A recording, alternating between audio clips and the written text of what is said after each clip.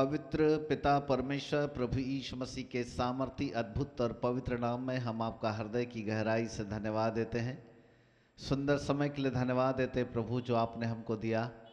एक बार फिर से आपके अपार अनुग्रह के लिए धन्यवाद देते हैं, आपकी करुणा के लिए कि आपने उत्पत्ति की किताब को प्रभु समझने का अनुग्रह दिया है। खुदावन, ये एक बहुत ही महत्वपूर्ण किताब है प्रभु, जहाँ हम सब मिलकर के प्रभु सीखते हैं और आपका वचन हमें एक नया प्रकाश देता है। उसके लिए हृदय की गहराई से धन्यवाद देते हैं।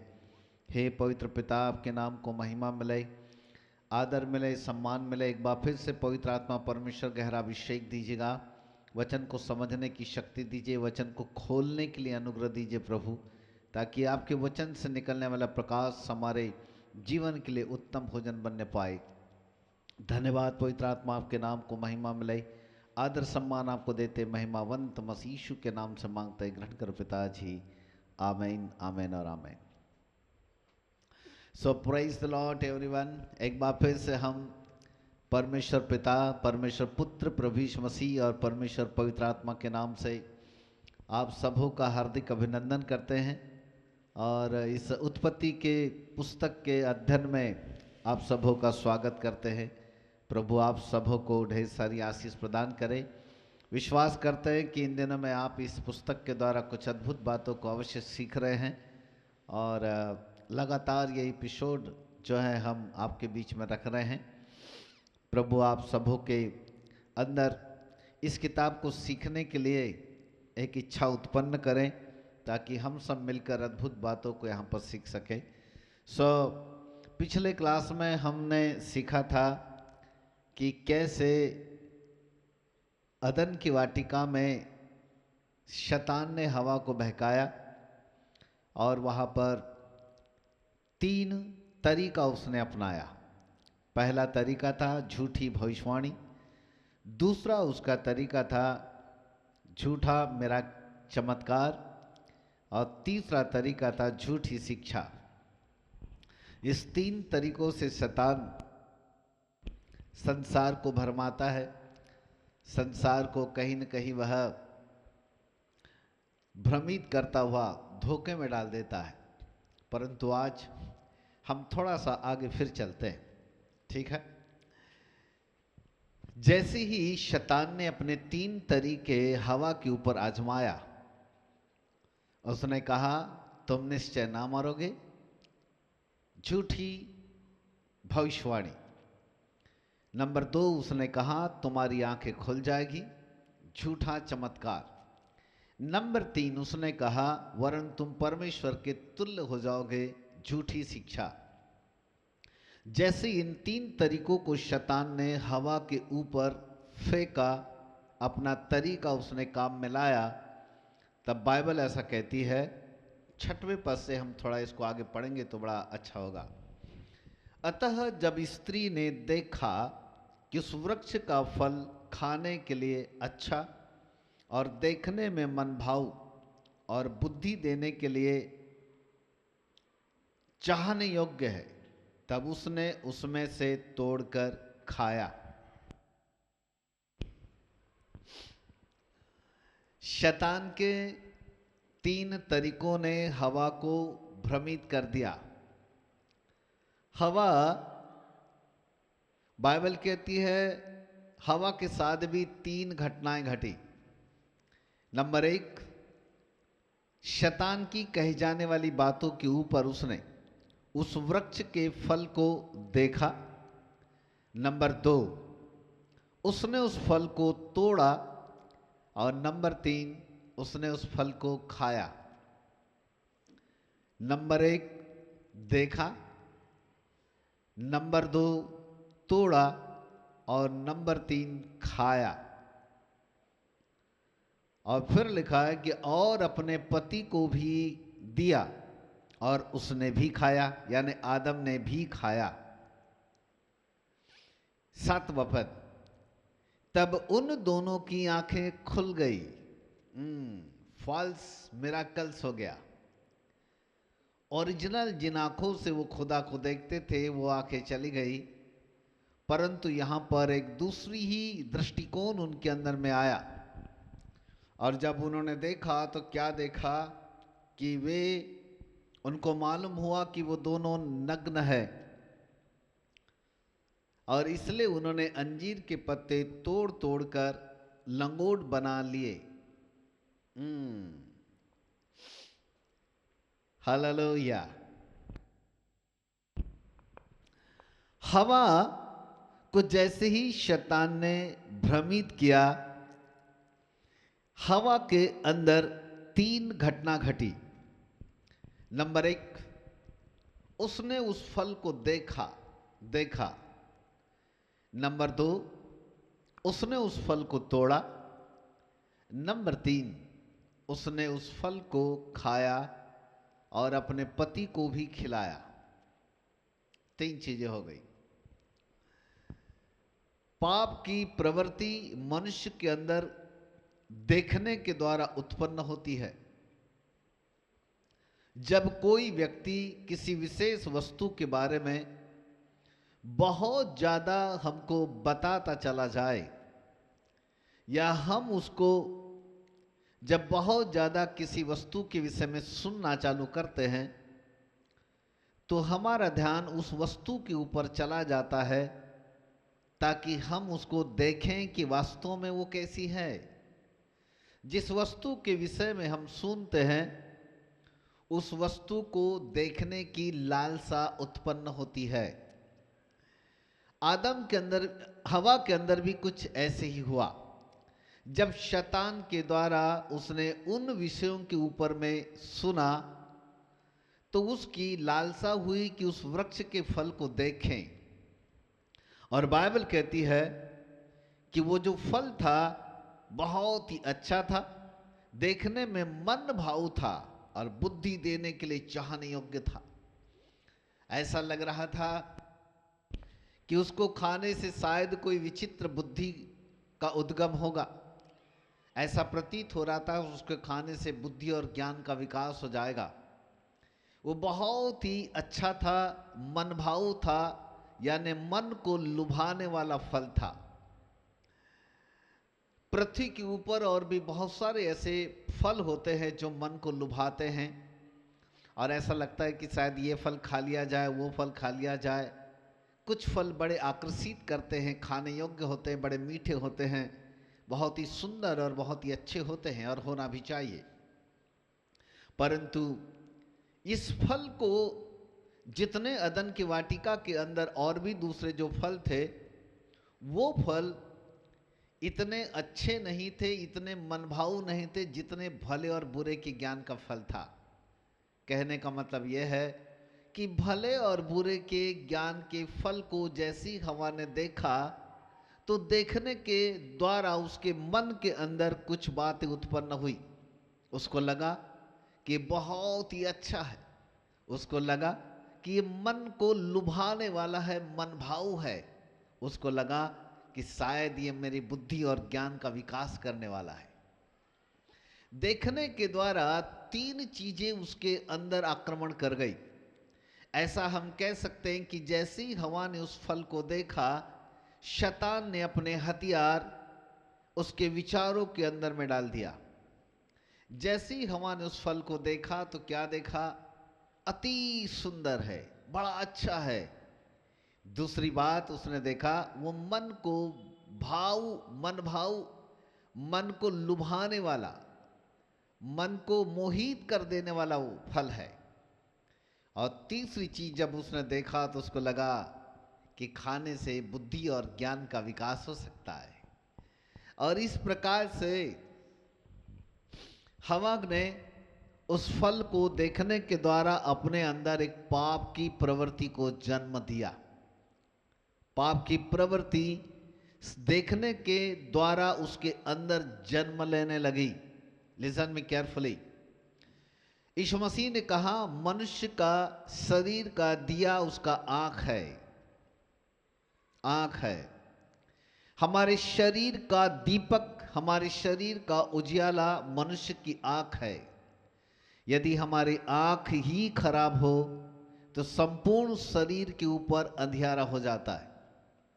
और इसलिए शैतान को मालूम था कि इस वृक्ष के फल के बारे में यदि मैं ऐसा बताऊं तो ये देखेगी, और जैसी देखेगी पाप की पहली प्रवृत्ति हवा के अंदर प्रवेश कर जाएगी, ये उसको मालूम था। और इसीलिए उसको देखने के लिए उसने मजबूर किया।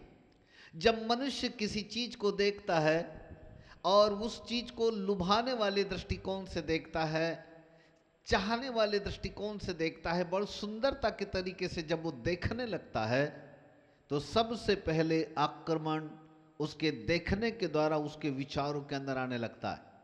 और जब जितना ज्यादा उसको देखता है तो उसका चित्र उसके यहाँ भावनाओं में बनने लगता है। एक बहुत ही गहरा चित्र यहाँ पर उसके भावनाओं में जम जाता है, और उस चित्र के आधार पर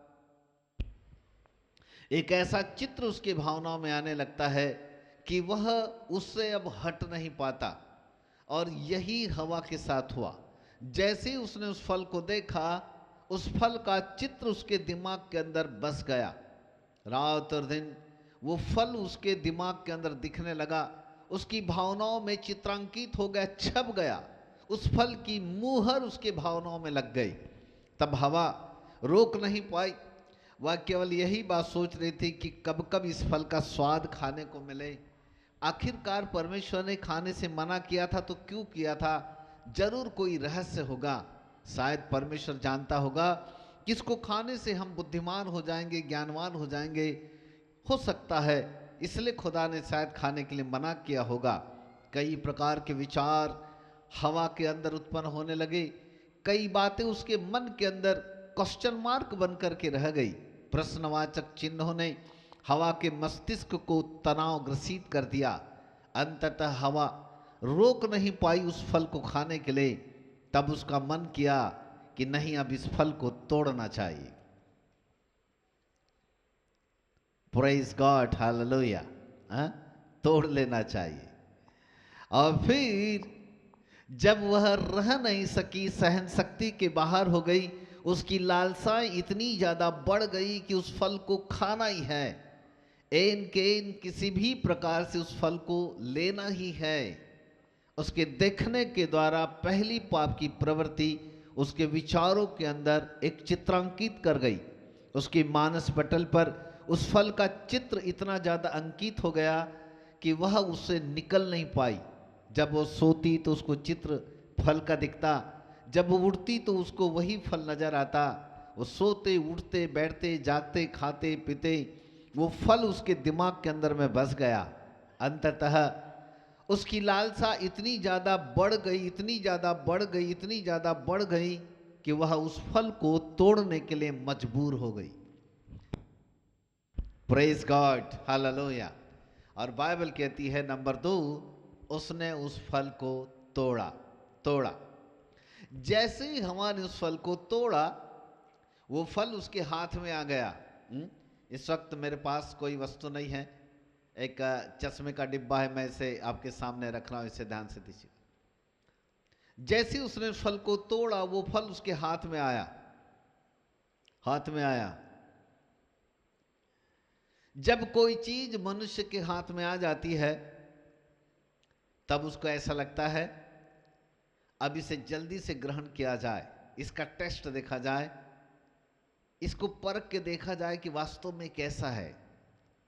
बिना देखे जब तक उसको टेस्ट नहीं करेगा, उसको परखेगा नहीं, तब तक अब उसको चैन नहीं मिलेगा। और अंततः हवा उस फल को टेस्ट लेने के लिए मजबूर हो गई, अब क्योंकि उसके हाथ में था। जब मनुष्य कई दिनों तक किसी चीज की लालसा करे और वो वस्तु उसके हाथ में आ जाए, तो उसके अंदर उत्तेजना बढ़ जाती है कि अब खाऊं कि तब खाऊं, अब मिले कि तब मिले, क्या करूं, कितना जल्दी मैं उसको पालूं। उसे कहते हैं उत्तेजना।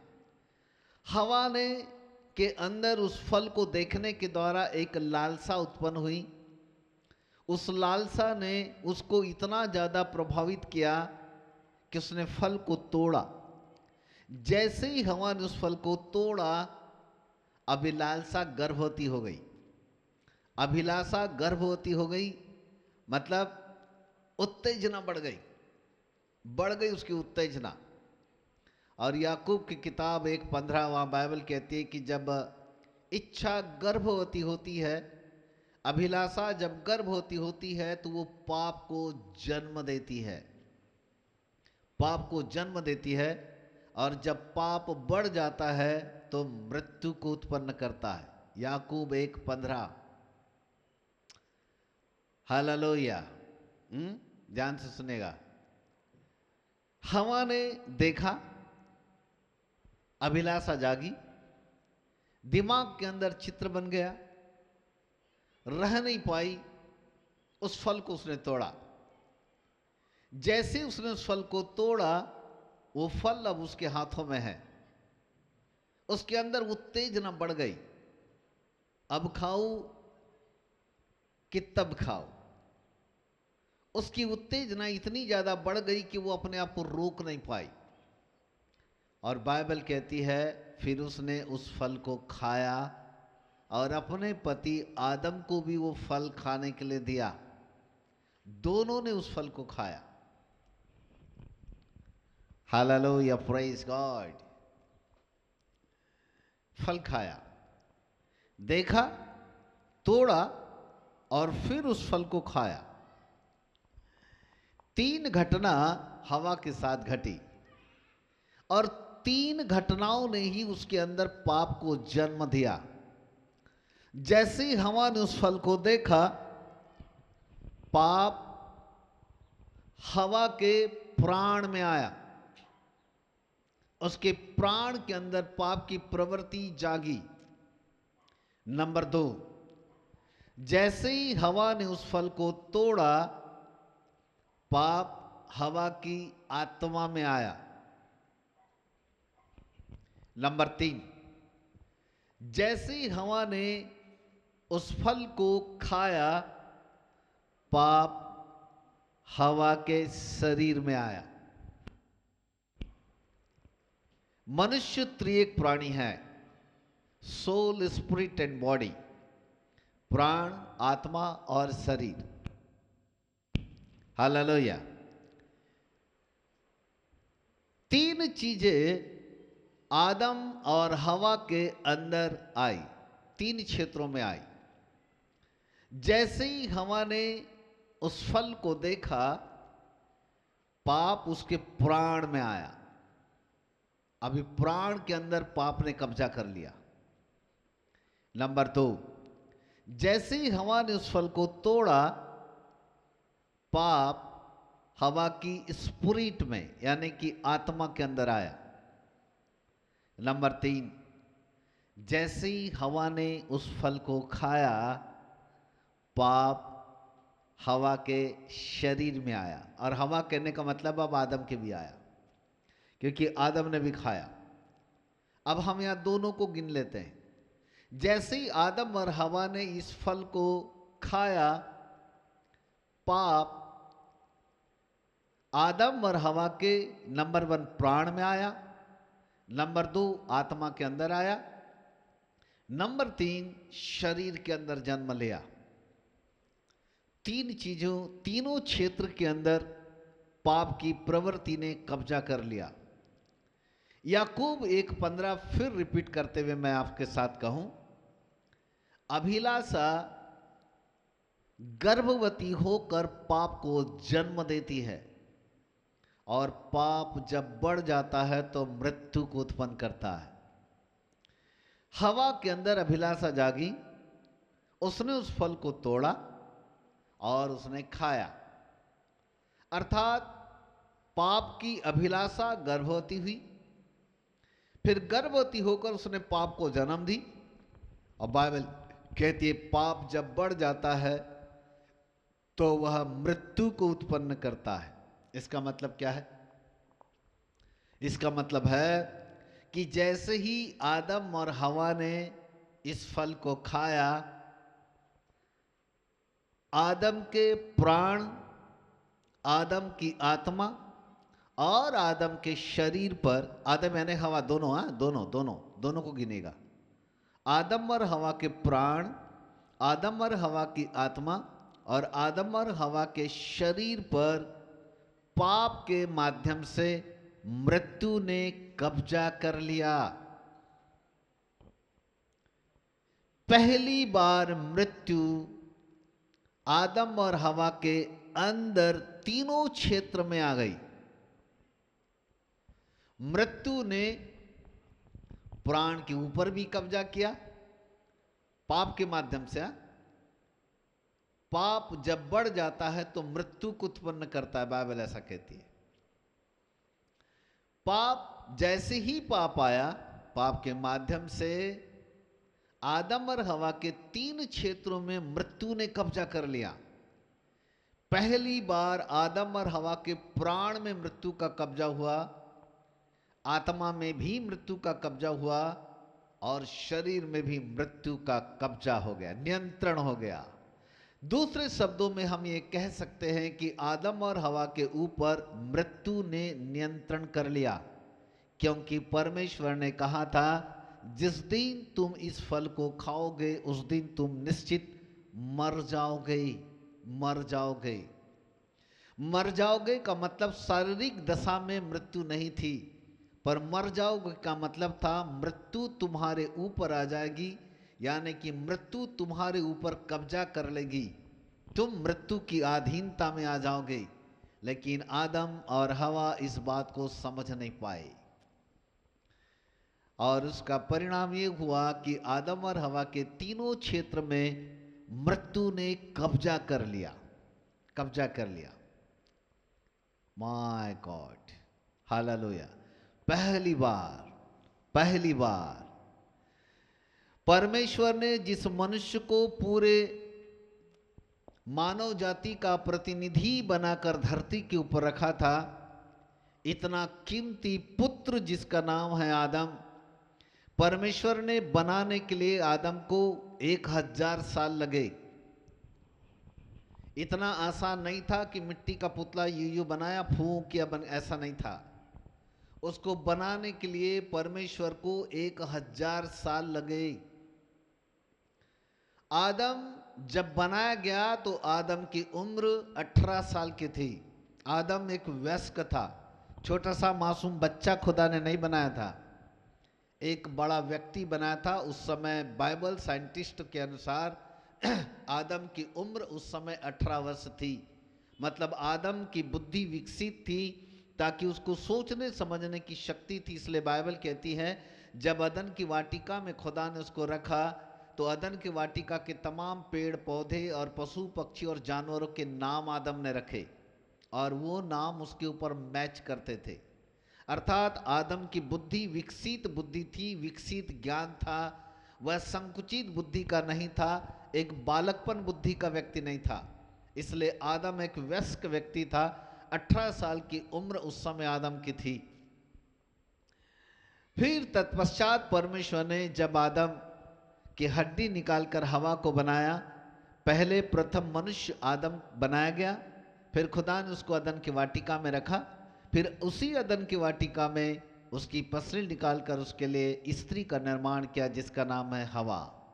हवा तीनों परमेश्वर के दोनों परमेश्वर की स्वरूप और समानता में थे।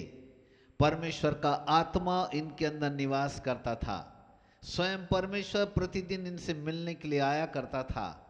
लेकिन खुदा ने अदन के वाटिका में जो कानून बनाए थे, उसने कहा था कि जिस दिन तुम इस कानून को तोड़ोगे उस दिन तुम निश्चित मर जाओगे, मर जाओगे। लॉ नंबर 3 था कि जो जब खाएगा तो तू मरेगा। और यही हुआ।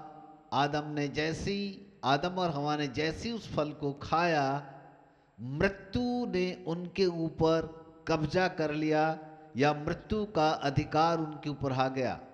और जो अधिकार आदम और हवा के पास है संपूर्ण पृथ्वी के ऊपर था, समस्त जानवरों के ऊपर, समस्त पशु पक्षियों के ऊपर जो अधिकार आदम के हाथों में था, वो अधिकार शैतान के हाथों में चला गया। अर्थात मृत्यु आदम और हवा के जीवन पर आई और जो ईश्वरीय अथॉरिटी, ईश्वरीय अधिकार, ईश्वरीय स्वभाव जो सब कुछ था वो चला गया। शैतान ने मानो आदम का समस्त अधिकार अपने हाथों में छीन लिया और वो जगत का सरदार बन गया। इसलिए प्रभु यीशु मसीह नए नियम में उसको कहते हैं संसार का सरदार। ऐसा वर्ड नए नियम में कई बार यीशु मसीह ने यूज किया। देखो अब संसार के सरदार का न्याय होता है, जगत का सरदार, संसार का सरदार, ऐसे नामों से प्रभु यीशु मसीह ने उसको कहा। इसलिए क्योंकि आदम ने पहली बार अपना अधिकार शैतान के हाथों में सौंप चुका था। सब कुछ खत्म हो गया, मृत्यु उनके जीवन के ऊपर आ गई, मृत्यु ने उनके ऊपर कब्जा कर लिया। पहली बार आदम और हवा मृत्यु की अधीनता में आ गए, अर्थात वो जीवन जो खुदा ने उनके अंदर में डाला था वो जीवन निकल गया, अनंत जीवन उनके अंदर से बाहर चला गया और मृत्यु उनके अंदर में आ गई, वरन मृत्यु ने उनके ऊपर कब्जा कर लिया। आदम सीमित हो गया, एक शारीरिक व्यक्ति के रूप में तब्दील हो गया। उसके प्राण, उसकी आत्मा और उसके शरीर तीनों क्षेत्र में बड़ा बदलाव आया। और जैसे ही बदलाव आया तो उन्होंने पहली बार देखा तो क्या देखा कि वे दोनों के दोनों अदन की वाटिका के अंदर नग्न है। जैसी फल खाया पहला परिवर्तन उनको दिखाई दिया कि वो दोनों नग्न है। आभास हुआ, इसका मतलब था आंखें तो खुली लेकिन गलत आंखें खुल गई, अर्थात ये शारीरिक आंखें आ गई जिन अवस्था से वे अपने आप को सांसारिक तौर तरीके से, सांसारिक दृष्टिकोण से अपने आप को उन्होंने नग्न देखा। तब बाइबल कहती है कि अंजीर के पत्तों को तोड़ तोड़कर उन्होंने उसके लंगोट बनाकर अपनी नग्नता को ढांपने का कारण आदम ने किया, जिससे कि आदम वहां से बचाया जा सके, वहां से सुरक्षित रह सके। Praise God, hallelujah. परंतु बाइबल कहती है जब यहोवा परमेश्वर दिन के ठंडे समय पर वहां पर आया तो इन दोनों को खुदा दिखाई नहीं दिया, वरन परमेश्वर की आवाज आई। क्यों दिखाई नहीं दिया? क्योंकि वे आंखें, वो दृष्टिकोण जो पहले था वो खत्म हो गया, सब कुछ बदल गया।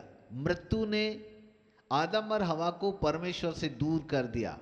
जब खुदा आया तो खुदा दिखाई नहीं दिया, वरन उसकी आवाज सुनाई दे रही थी।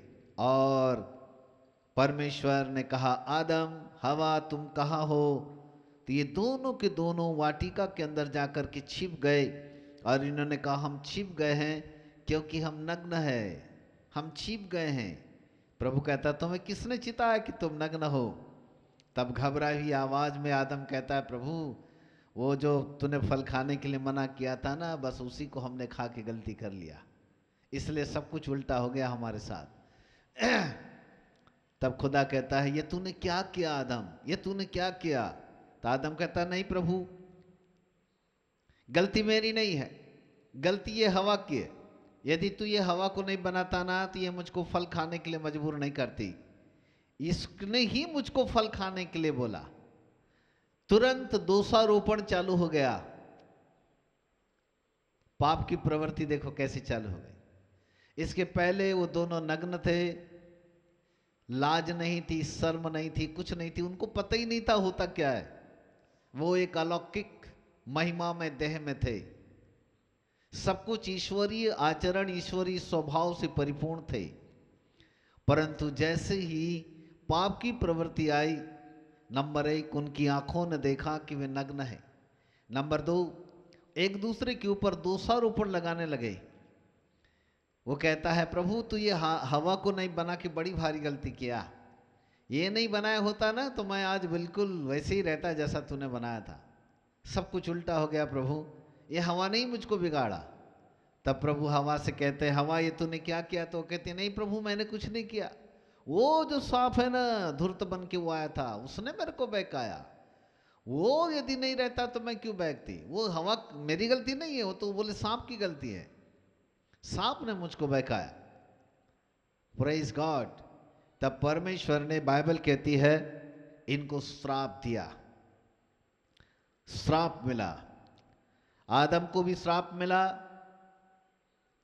कि तू माथे से पसीना टपकाएगा और दुख की रोटी खाएगा, तेरे कारण धरती श्राप है, धरती पूरी श्रापित है। आदम, आज के बाद तू माथे से जब तक पसीना नहीं टपकाएगा तो दुख की रोटी खाया करेगा। आदम, आज विश्व को देखो, संसार को देखो, तो बड़े दुख की रोटी खाता है, बड़ी बड़ी मुश्किल की रोटी खाता है। खाते समय शोक, निराशाएं और कई प्रकार की ऐसी चिंताएं उसके दिमाग के अंदर होती, वो आनंद नहीं होता। खाने के द्वारा वो आनंद, वो शांति उसके अंदर में दिखाई नहीं देती, जैसा एक प्रेम दिखाई नहीं देता। परंतु मनुष्य जब रोटी खाता है तो शोक करता हुआ, निराश करता हुआ दुख की रोटियों को खाता है। आपको एक सीक्रेट बताऊं, प्रभु यीशु मसीह ने गतसमनी के बाग में हमारे लिए खून और पसीना दोनों बहाया। जब वो प्रार्थना कर रहा था, बाइबल कहती कि उसका पसीना लहू के रूप में टपक रहा था। जानते क्यों? ताकि जो श्राप आदम को दिया गया था कि तू माथे से पसीना टपकाएगा और दुख की रोटी खाएगा, मेरे प्रभु यीशु मसीह ने गतसमनी बाग में खून पसीना दोनों बहा दिया। और वो अब मुझको और आपको कहता है कि मानो जो श्राप मैंने आदम के ऊपर डाला था, वो श्राप मैंने तुम्हारा उठा लिया है। क्योंकि अब तुमको दुख की रोटी खाने की जरूरत नहीं, तुमको माथे से पसीना टपकाने की जरूरत नहीं, तुमको हाय तौबा करने की जरूरत नहीं है, तुमको शोक और दुख की रोटी खाने की जरूरत नहीं है। मुझ पर विश्वास रखो, मैं तुम्हें आनंद की रोटी दूंगा, सुकून की रोटी दूंगा, जिसमें कोई गम नहीं होगा, जिसमें कोई कष्ट नहीं होगा, कोई तुम्हें खून और पसीना बहाना नहीं पड़ेगा। Praise God, hallelujah, praise God. यदि हम प्रभु यीशु मसीह के ऊपर ही विश्वास करें कि गतसमनी बाग में प्रभु यीशु मसीह ने मेरे लिए दुख उठा लिया है, खून पसीना बहा दिया है, तो अब हमें खून पसीना बहाने की जरूरत नहीं है। हमें शांति और आनंद के साथ जीने की जरूरत है। रोटी के लिए भाग दौड़ करने की जरूरत नहीं है, वरन प्रभु के पीछे भागने की जरूरत है। रोटी हमारे घर के पीछे दौड़ती हुई आएगी। रोटी के पीछे मत दौड़ो, रोटी हमारे पीछे दौड़े। दूसरे शब्दों में, पैसों के पीछे मत दौड़ो, पैसा हमारे पीछे दौड़ेगा। क्योंकि पैसा हमारा नौकर है।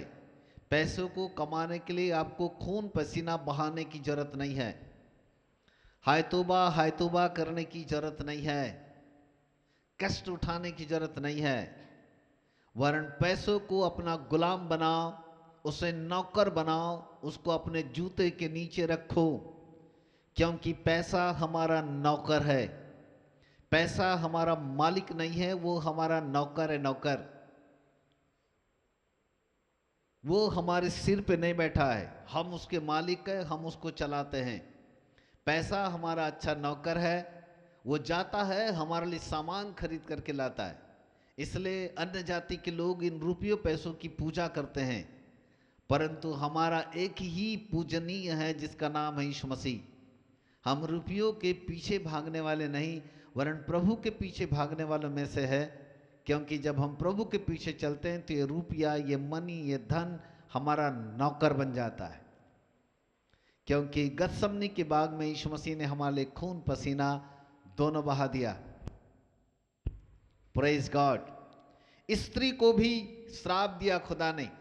उसको बोला कि मैं तेरी गर्भवती होने की पीड़ा को बढ़ाऊंगा, तू दुख उठाएगी, तू पीड़ित होकर बालक को जन्म देगी और तेरी लालसा तेरे पति की ओर होगी और वो तुझ पर प्रभुता करेगा।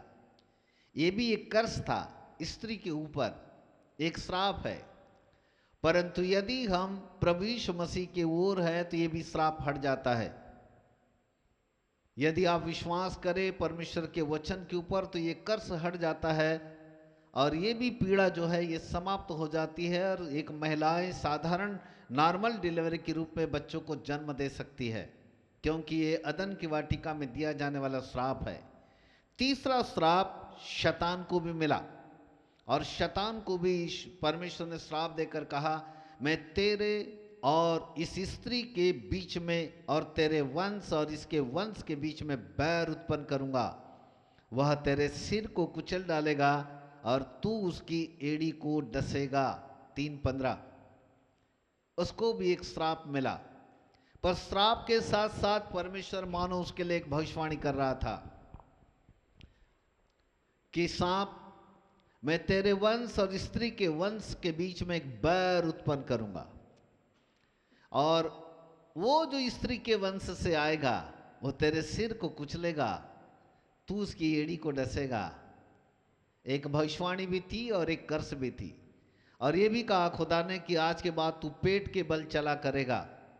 तब से ये सांप पेट के बल चला किया, ये पेट के बल चलने वाला सांप बन गया। हालेलुया। ये श्राप शैतान को मिला, इसलिए शैतान को ये बात मालूम थी कि एक स्त्री के वंश से उत्पन्न होने वाला जो मेरे सिर को कुचलेगा। इसलिए शैतान जितने भी धरती के ऊपर स्त्री के वंश से जन्मे उनके पीछे लगा। उसको ये बात मालूम थी कि एक ऐसा स्त्री के वंश से जन्म लेने वाला है जो मेरे सिर को कुचलने वाला है। इसलिए जितने स्त्री के वंश से जन्मे उनके पीछे उसका ध्यान गया और वह उन्हें ये देखता रहा, कहीं यही तो नहीं जो मेरे सिर को कुचलेगा, कहीं ये वाला तो नहीं है जो मेरे सिर को कुचलेगा। ऐसा सोचकर वह लगातार लगातार लगातार उन लोगों के पीछे लगा रहा। कई लोगों को उसने जंगल की ओर तपस्या करने के लिए भेज दिया, कई लोगों को उसने भगवा कपड़ा पहनकर गुमराह कर दिया, कई लोगों को कहा एक पैर उठा के तपस्या करो, लीन हो जाओ, शायद सत्य तुम्हें मिल जाएगा।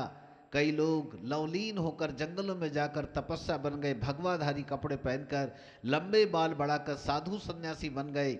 उस सत्य को खोजने के लिए गए, लेकिन सत्य उन्हें नहीं मिला।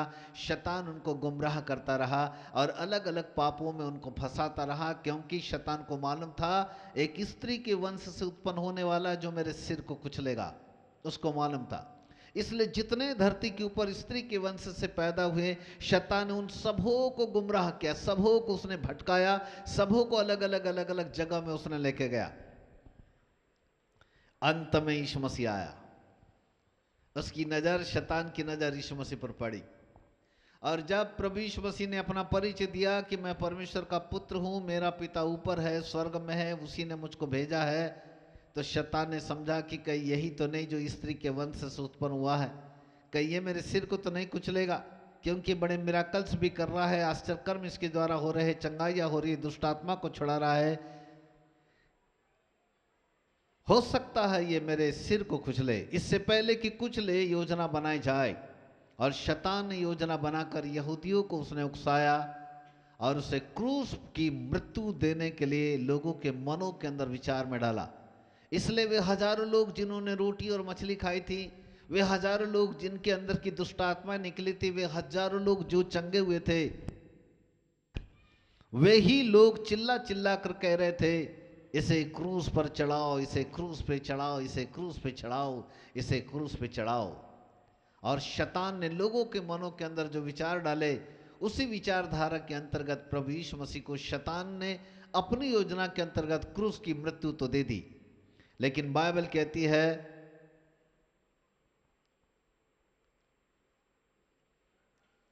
यदि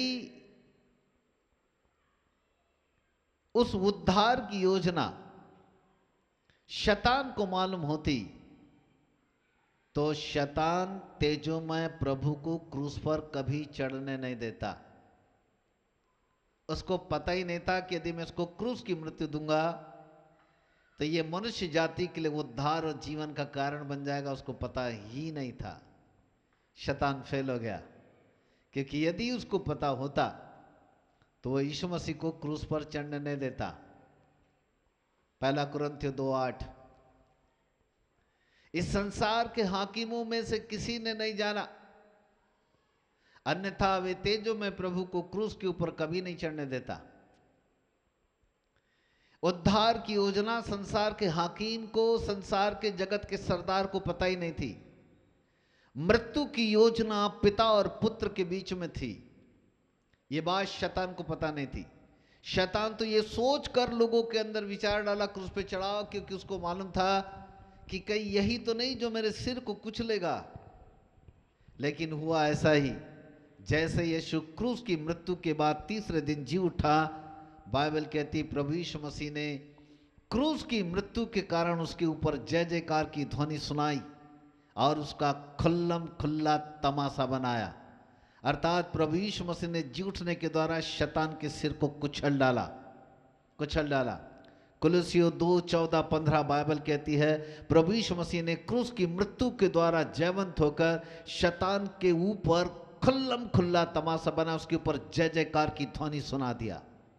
मृत्यु को उसने अपने पांव तले दफन कर दिया, मृत्यु के ऊपर वो जयवंत हो गया।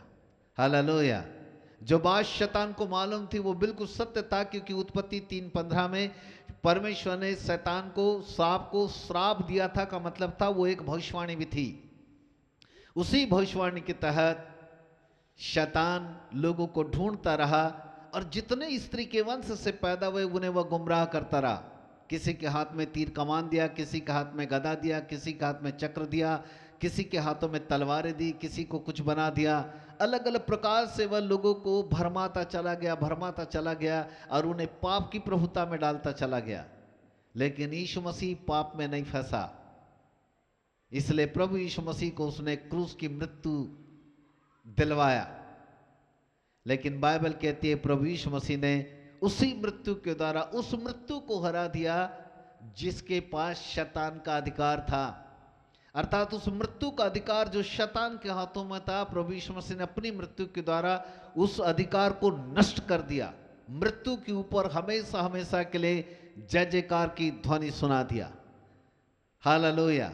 मेरे प्रिय प्रभु के बालकों, उत्पत्ति के पुस्तक के अंदर आदम और हवा के साथ होने वाली घटना हमारे लिए बड़ी दुखदाई बनी, क्योंकि जैसे आदम और हवा के शरीर प्राण आत्मा के अंदर पाप प्रवेश किया और मृत्यु ने कब्जा किया, हम आदम के वंशावली होने के कारण, उसकी जनरेशन होने के कारण वो पाप हमारे प्राण, हमारी आत्मा और हमारे शरीर के अंदर आया।